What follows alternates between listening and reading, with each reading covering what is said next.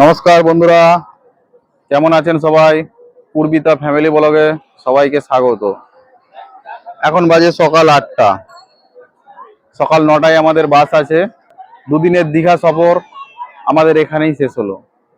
তাই যেতে যেতে শেষবারের মতো একবার সমুদ্রের সঙ্গে সাক্ষাৎ করতে এলাম। সমুদ্রকে বলতে এলাম, তুমি তোমার বয়ে চলো অবিরাম ধারায়, ঢেউয়ের পর ঢেউ আছড়ে পড়তে থাকো, আমি চললাম আমার বাড়ি। নিয়ে গেলাম শুধু তোমার কাছ থেকে ব্যথা ভরা মন আর তোমার সৌন্দর্যতাটাকে ক্যামেরা বন্দি। আবার তোমার সাথে দেখা হবে কোনো না কোনো একদিন, কোনো সময়ে। আপাতত তোমাকে টাটা বাই বাই জানিয়ে চললাম আমি আমাদের বাসের কাছে। তো দেখুন বন্ধুরা, বাস আমার চলে এসছে। এই হচ্ছে বাস।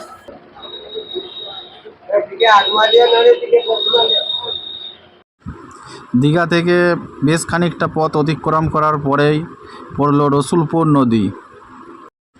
রসুলপুর নদীকে টাটা বাই বাই জানিয়ে বেশ খানিকটা পথ অতিক্রম করার পরে পেলাম হলদি নদী। এখন আমরা হলদি নদীর ব্রিজ পার হচ্ছি।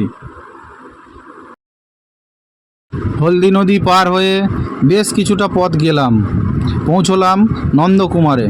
এখন আমরা আছি নন্দকুমার। নন্দকুমার ছেড়ে আরও বেশ কিছুটা পথ যাওয়ার পর পেলাম সোনাপেট্টা টোল প্লাজা। এখন আমরা আছি সোনাপেট্টা টোল প্লাজায়।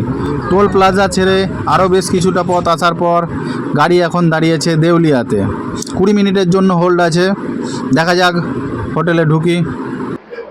তো নিয়ে নিয়েছি ডিম ভাত। এখানে ভাত দিয়েছে, লেবু, পেঁয়াজ, ডাল, দুটো ডিম আর একটা সব রকম দিয়ে সবজি।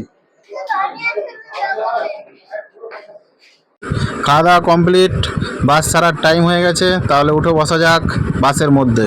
অবশেষে এসে পৌঁছলাম আমাদের গন্তব্যস্থল কামারপুকুরে। এইখান থেকে সোজা বাড়ি।